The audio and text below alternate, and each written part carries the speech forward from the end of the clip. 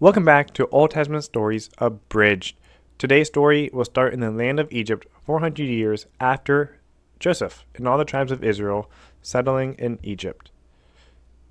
By now, the population of the Israelites had a big boom, and the new Pharaoh does not like this at all. He's upsetty spaghetti about it and does not care about what Joseph did to save Egypt, so he decides to enslave them all. But that wasn't enough. He decides to kill all the newborn Israelite males by throwing them all into the Nile. So this is where we'll meet our first main character, Moses, who is from the tribe of Levi. And here's a little bean baby Moses sleeping. Here, the daughter of the Pharaoh will find baby Moses along the riverbed of the Nile, and she'll call for her servants to get him.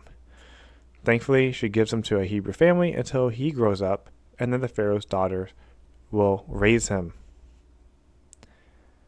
So Moses is going to grow up, right? And eventually he's going to see an Egyptian officer ruthlessly beating a Hebrew worker. And then Moses does not like this, and he ends up killing that officer and burying him in the sand. Knowing the Pharaoh would find out that Moses slimed out the officer, Moses would then flee to Midian. And this is where he'll meet a man named Jethro, and then eventually marries his daughter Zipporah. So this is Moses and his wife. During this time, the Israelites will continue to call out to God for help.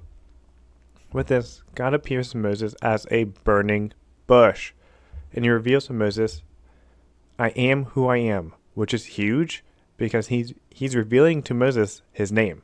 Okay, and knowing the name of someone back then meant you were a true OG. He tells Moses to tell the Israelites that I am who I am sent you, and to go save them from slavery.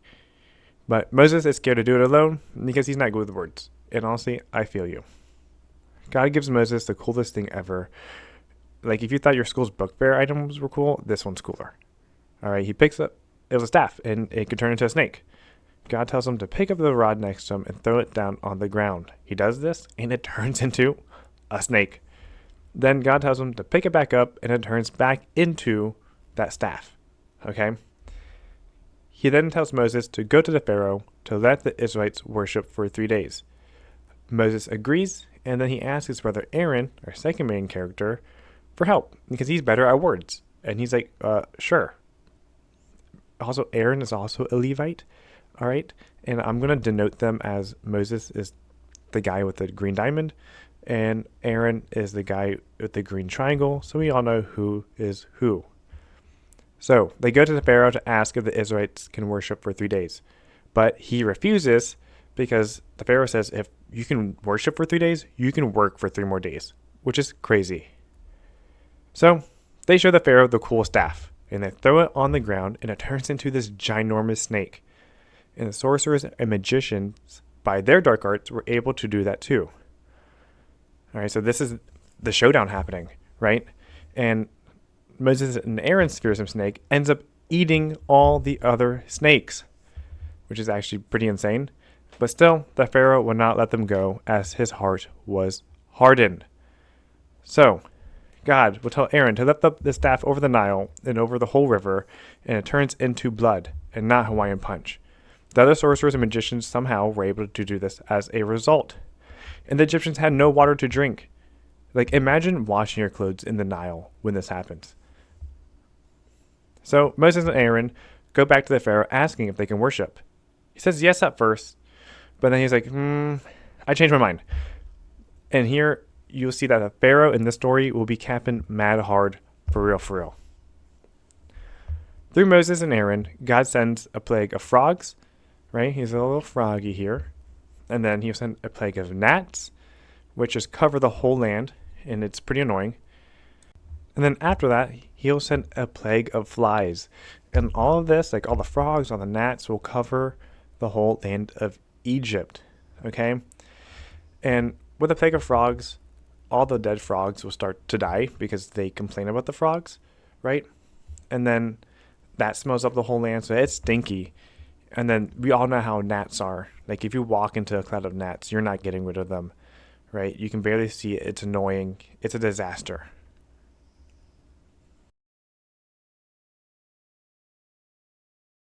they go back to the Pharaoh and they ask if the Israelites can worship now. The Pharaoh's like, sure, go ahead. But he's like, psych, JK, not today. And because of this, because of the Pharaoh hardening his heart, God tells Aaron to raise up his staff over Egypt. Then God sends a plague down over all the cattle and kills all the cattle in the land of Egypt. Poor Cowie over here does not get a break. Then the next plague covers the Egyptians in painful boils. Okay? And the next plague that comes after this, God sends massive hail and thunder hitting all over the land of Egypt, destroying crops, destroying cattle as if they weren't dead. And it's a disaster. As Egypt is getting cooked, the land of Goshen, where the Israelites stay, remains untouched. And if I was an Egyptian back then, I'd be mad at the Pharaoh. For just let them worship.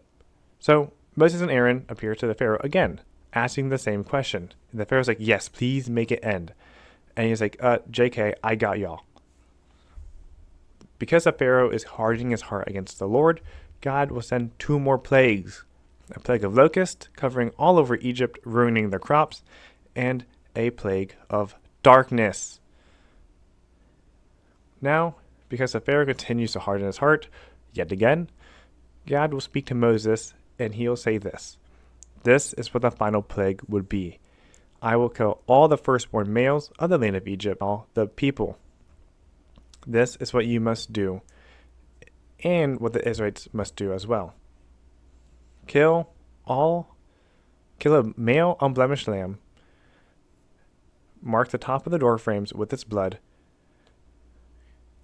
eat its flesh, and eat it with unleavened bread. All right, so they're going to kill a pure lamb, right? And then mark the top of their door frames with that lamb's blood.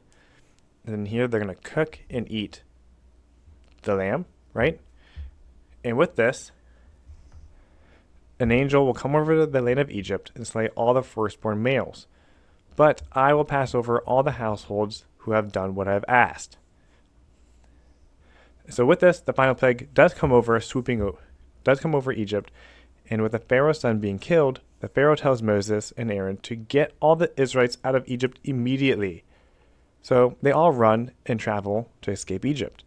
And as they're traveling, God will appear to them as a pillar of clouds during the day and the pillar of fire at night.